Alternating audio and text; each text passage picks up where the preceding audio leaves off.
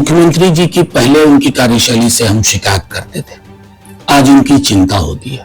शिकायत का दिल नहीं करता कि इतना एक्सट्रीम पर, जिसको हम कहते हैं विरुद्धों का सामंजस्य, सिर्फ प्रधानमंत्री जी कर सकते हैं, दुनिया के कोई व्यक्ति नहीं कर सकता। सूबे के मुख्यमंत्री नीतीश जी के लिए उन्होंने कहा कि दमन उत्पीड़न का प्रतीक, फिर डीएनए में खोट बताया और आज लाडला बता रहे हैं।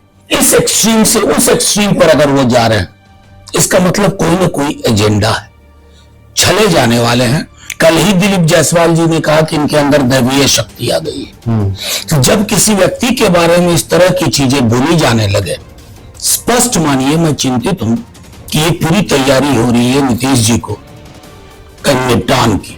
प्रधानमंत्री जी आज भैंस मंगलसूत्र मुजरा कर सकते हैं, कल को कह सकते हैं कि ये मैं नहीं था, मेरे अंदर कोई आत्मा प्रवेश कर गई थी। मुख्यमंत्री जी को एक मुखौटे के रूप में इस्तेमाल करने का बिहार जैसे सूबे के लिए ठीक नहीं। हमने नीतीश जी के खिलाफ ही ज्यादातर राजनीति की है।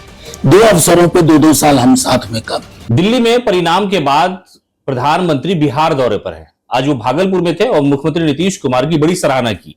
जिस मुख्यमंत्री को वो कहते थे कि गंदे मुख्यमंत्री है, आज उन्होंने कहा कि ये सबसे लाडले मुख्यमंत्री है। चुनावी मूड में बिहार है, लेकिन भारतीय जनता पार्टी का सियासी तौर पर जवाब देने के आरजेडी के जो नेता है, उनका कहना है कि मुख्यमंत्री को शायद किसी सियासत में छलावे की तरह इस्तेमाल करके साइड करने की कोशिश है। बार बार तेजस्वी यादव कहते हैं। प्रोफेसर मनोज झा जी हमारे साथ, राज्यसभा सांसद। सर, मुख्यमंत्री को लेकर के उन्होंने बड़ी प्यारी बात कही है और कहा कि बड़े लाडले सीएम हैं। देखिए, मैं तो प्रधानमंत्री जी का कायल हूं कि इतना एक्सट्रीम पर, जिसको हम कहते हैं विरुद्धों का सामंजस्य, सिर्फ प्रधानमंत्री जी कर सकते हैं, दुनिया के कोई व्यक्ति नहीं कर सकते हैं। जिस अजीत पवार जी के बारे में ना जाने कितनी अशोभनीय टिप्पणियां की, उनके साथ गले मिले, गुलदस्ता आदान प्रदान हुआ, वही एकनाथ शिंदे जी के साथ हुआ। और ये तो मेरे स्मरण की चीज है कि हमारे सूबे के मुख्यमंत्री नीतीश जी के लिए उन्होंने कहा कि दमन उत्पीड़न का प्रतीक, फिर डीएनए में खोट बताया और आज लाडला बता रहे हैं। गौर करने की बात है, कल ही दिलीप जायसवाल जी ने कहा कि इनके अंदर दैवीय शक्ति आ गई है। तो जब किसी व्यक्ति के बारे में इस तरह की चीजें बोली जाने लगे, स्पष्ट मानिए मैं चिंतित हूं कि ये पूरी तैयारी हो रही है नीतीश जी को निपटान की, क्योंकि मैं मोदी जी की राजनीति से वाकिफ हूं।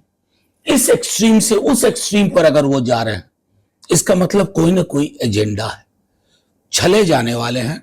मुझे चिंता है कि उनके जो आधारभूत समर्थक हैं, जो उनका आधार समूह है नीतीश जी का, उसको ये बयानबाजी, क्योंकि वो भूल नहीं पाया है, डीएनए में खोट है, दमन उत्पीड़न का प्रतीक है, बिहार को बर्बाद कर दिया, ये सब किसने कहा?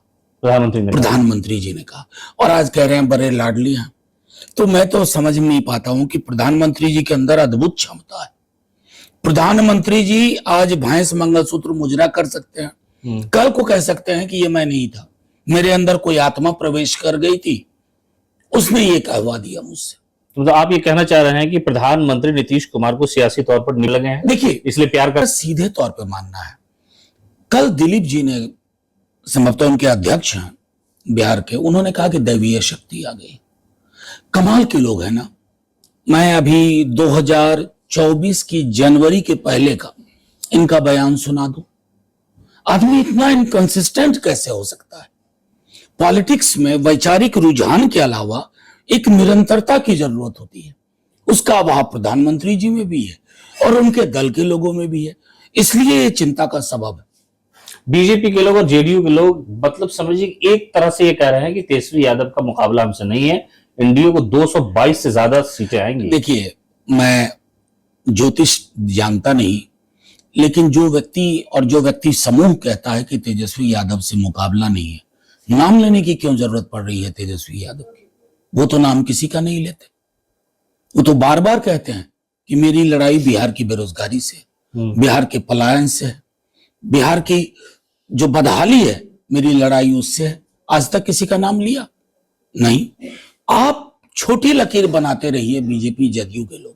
हम एक लंबी लकीर खींच चुके हैं और वो लंबी लकीर ही बिहार की तकदीर लिखेगी, यकीन मानिए। मुख्यमंत्री नीतीश कुमार खामोश हैं, मीडिया के लोगों से भी बात नहीं होती है उनकी, और वो बहुत ज्यादा बोलते नहीं है। आज तो भाषण दिया और फिर वही कहा कि इधर आ गए हैं, अब उधर नहीं जाएंगे।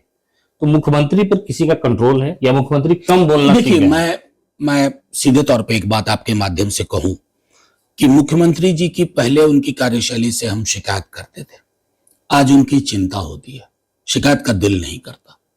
न जाने कौन लोग चला रहे हैं, क्या बिहार की आज की स्थिति, लॉ एंड ऑर्डर का मसला हो। आज जिस भागलपुर में थे, सुबह टीएनबी के एक कर्मचारी की हत्या हो, हत्या हुई जी। कोई जिला ऐसा नहीं है बिहार का जहां लॉ एंड ऑर्डर ब्रेकडाउन की खबर नहीं है। मुख्यमंत्री जी के संज्ञान में चीजें नहीं है, कुछ और लोग चला रहे हैं, मुख्यमंत्री जी को एक मुखौटे के रूप में इस्तेमाल करने के। बिहार जैसे सूबे के लिए ठीक नहीं है। हमने नीतीश जी के खिलाफ ही ज्यादातर राजनीति की है, 2 अवसरों पे 2-2 साल हम साथ में काम किए, लेकिन हम ये नहीं चाहेंगे कि उनके बारे में इस तरह की चीजें कर दी जाए कि हमें भी लगने लगे क्या उनको पता है बिहार में क्या हो रहा है। उनके बेटे की राजनीति में आने की बातचीत हो रही है, लंबा तजर्बा है, आपको क्या लगता है? मोस्ट वो वेलकम। आएंगे देखिए, तो कुछ फायदा होगा उनको? मैं सीधे तौर पे कहता हूं कि मोस्ट वेलकम, आइए, राजनीति में आइए, लेकिन वैचारिक रुझान रखिएगा। राजनीति म्युनिसिपैलिटी पॉलिटिक्स नहीं है देश की राजनीति। 25 को लेकर के आश्वस्त हैं आप? यकीन है कि सत्ता बदल जाएगी? सरकार भी बदलेंगे, सिर्फ सत्ता नहीं बदलेगी, सरकार भी बदलेंगे। स्वावलंबन पे काम होगा, नौकरी पे काम होगा, सामाजिक सौहार्द पे काम होगा, जिसको इन्होंने सिफर पे पहुंचा दिया। इस बात की मुल्क में भी कमी है। मैं इसलिए कह रहा हूं, चिंता का विषय बिहार चुनाव है। मैं यकीन दिलाता हूं परिस्थितियां बदलेंगी और तेजस्वी जी ने जो लंबी लकीर खींची है, उसी लकीर के आगे चुनाव होगा। चलिए, प्रोफेसर मनोज झा थे हमारे साथ। इन्होंने साफ तौर पे कहा कि मुख्यमंत्री नीतीश कुमार को आज लाडला कह रहे। इसी मुख्यमंत्री के बारे में प्रधानमंत्री ने कई ऐसे मौके आए कि कई तरह की बातें कही, और कई ऐसे नेता हैं जो इनके साथ आज काम कर रहे हैं, उनको भी यही कहा। तो शायद इनको सियासी तौर पर कमजोर करने या अपने गठबंधन या रास्ते से हटाने की ये साजिश वाली मोहब्बत हो सकती है, इसलिए आज उनको लाडला कह दिया। और इन्होंने ये भी कहा कि 2025 में जो परिणाम आएंगे, जो चुनाव होगा, लोगों के दरमियान जो बातें होंगी, वो तेजस्वी का जो रोजगार का मामला है, जो सामाजिक सौहार्द का मामला है, उन पर बातचीत होगी। और मुख्यमंत्री नीतीश कुमार इस वक्त शायद उतने एक्टिव नहीं है, पता नहीं सरकार कौन चला रहा है, इस बात की भी हमको भी फिक्र, और जनता भी इस मामले पर बातचीत कर रही है, बहस कर रही है कि मुख्यमंत्री आखिरकार पहले जैसे क्यों नहीं दिखते हैं।